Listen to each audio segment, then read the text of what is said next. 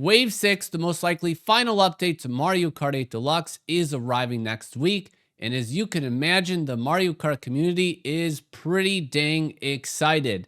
Now, the real question we answer every time this happens is, are the new tracks going to be good, or absolute garbage? Let's play a game of ABC or trash, where I rate each new track coming to Mario Kart 8 Deluxe. I'm generally pretty good at this, but on rare occasions, my predictions are just complete whiffs. Let's play this game one last time. We are kicking off with Rome, a once great empire. Rome is an historic city that breathes architectural awesomeness. But that's not going to stop me from giving Rome a C grade. The Colosseum and buildings look spot on, and the music is fun. I have no issues with those. One quality of a Mario Kart track that really helps it stand out from the rest is its width. You know how wide it is? I'm concerned that Rome could be just a narrow mess. With the limited footage we have seen, I don't see much room to maneuver really at all, meaning fireballs, boomerangs, and yes, even bombs can all be in play. I am cautiously optimistic that I'm wrong with this assumption. I thought Sydney Sprint would have a similar tight layout until we saw and were blessed with a track that puts on absolutely incredible races. I'm also optimistic that the track will still race well in its own way. Almost all city tracks are pretty good and are among some of the favorites amongst fans to arrive in the Booster Course Pass. So let's view this C grade as temporary. High five, DK Mountain is returning to Mario Kart, and it looks prettier than ever. I'm handing out my first A grade. Mario Kart fans have been clamoring for DK Mountain to return for a while now. This track is a standout from Double Dash, and I can remember playing on it for hours and hours on end. My favorite part is when you leave the cannon at the start, heading down the mountain. There's something about the wide, bumpy ride and all the routes you can take that are just fun. This track always felt faster than all the rest, which is why I have high hopes for it on how it will drive on 200cc. I really just hope you can launch down the mountain on 200cc and just fly and do crazy stuff. The bridge section at the end of the track will be terrible. A terrible mess, a terrible stretch where many races will be lost in one. I can always remember dropping a giant banana there where my opponents had no choice but to drive into it. Those were the days. Daisy Circuit from Mario Kart Wii is making its triumphant return. We've known for a while now that this track is coming back, and I think it'll be a solid addition to the lineup. I'll give it a B. Daisy Circuit leads to some solid racing. The track is just wide enough and it has a good amount of turns to lead to good, competitive Mario Kart fun. Before Mario Kart 8 Deluxe, this track had a lot of charm because there weren't too many tracks just like it. But I think Nintendo took components from it to help build some of the city tracks. Great scenery, roads, roundabouts, and much more were in Daisy Circuit years ago. The track looks absolutely gorgeous in this remake. The Nintendo Wii just couldn't do the sunset lighting justice, but with technology these days, I think Nintendo nailed the look of it. I'm excited to play Daisy Circuit. What should we do with Piranha Plant's Cove? It's hard to tell, but I think a B grade is where it will land. This is one of my favorite tracks from Mario Kart Tour. It felt so different than all the other city tracks. The scenery is unique and the music has me thinking I'm in a temple or something similar to that. I am truly concerned about the track width, but thankfully there are underwater sections that should help a lot with this. Hopefully we have an elevated section similar to Mario Kart Tour, which could be an absolute blast to fly down on. I think this track could be scary, difficult on 200cc.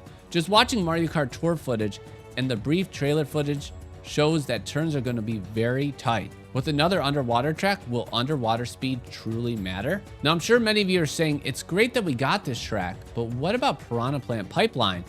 But wouldn't it be weird if we got two Piranha Plant tracks in one wave, especially the last wave ever of Mario Kart 8 Deluxe? Well, I guess if you're a Piranha Plant fanatic, I suppose you would appreciate this kind of gesture, but it would have been odd in my opinion. Wait, do you hear this? zesty. Madrid Drive is my sleeper this wave. I'm giving it our second A grade. Disclaimer, I'm a sucker for music that gets the heart pumping, and Madrid Drive puts me in the right mood to drive the streets of Spain. There's a lot happening at Madrid. You cross bridges, enter the football pitch, and have to dodge the invasion of sleeping wigglers. If this isn't a Mario Kart track, I really don't know what is. Compared to Rome, Madrid seems to have more fun built in. There's just enough randomness to keep you on your toes through your entire drive of Madrid. I do find it odd that Toad, of all characters, was one of the featured characters from the trailer at this track. Is he Spanish? Well, anyways, Madrid is my list to be one of the best tracks this wave, and I'll go out on a limb to predict that it could be one of the best city tracks, which is saying a lot because, you know, City Sprint is the GOAT. Roslings Ice World is arriving for Mario Kart 7. I am conflicted here, to be honest. As a Mario Kart 7 connoisseur extraordinaire, someone that has so many hours on that game, Roslings Ice World is not really a track I want to remember. But this remake looks so dang good.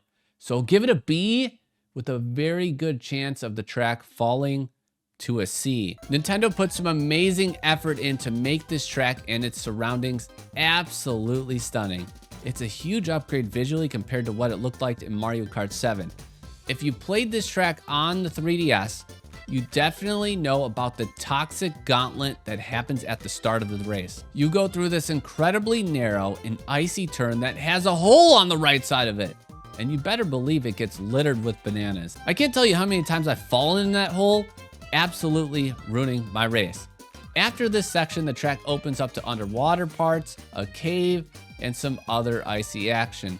Maybe the track gets a different vibe with all the visual upgrades. I sure hope it does. But people, if you play online, I'm telling you once again, this beginning section of the track is as volatile as it gets in Mario Kart. Be prepared. Bowser Castle 3. Hold on, I have to listen to this music drop. Boom! My gosh, that gives me the absolute chills. Obviously, I'm giving this track an A. And if you don't think it's an A, then you must have a personal vendetta against my guy Bowser, and you probably just don't like Mario Kart at all. This may be the best looking Bowser Castle track of all time. There is so much lava. Holy cow, I just can't get over the visuals here. There are many twists, turns, and paths. The track raced awesome in Mario Kart Tour, so I can only imagine just how good it will be in Mario Kart 8 Deluxe. Nintendo kept us waiting and waiting for a Bowser Castle track to be added to the BCP. The wait was well worth it.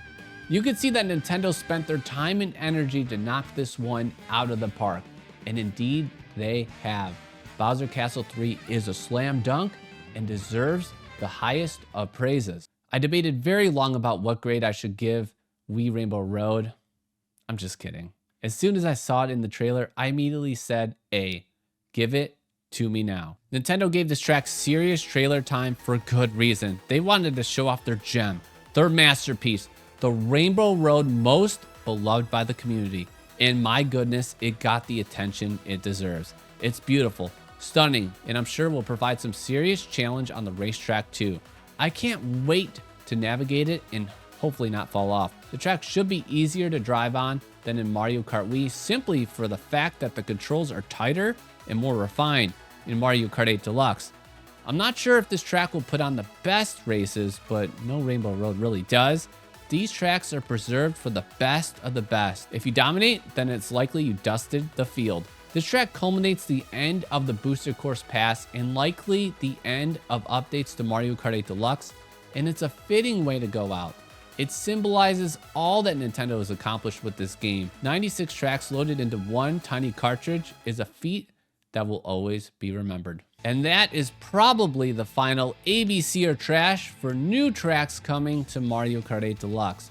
I'm sure you all have opinions, so share them in the comments below. I'm out. Take care.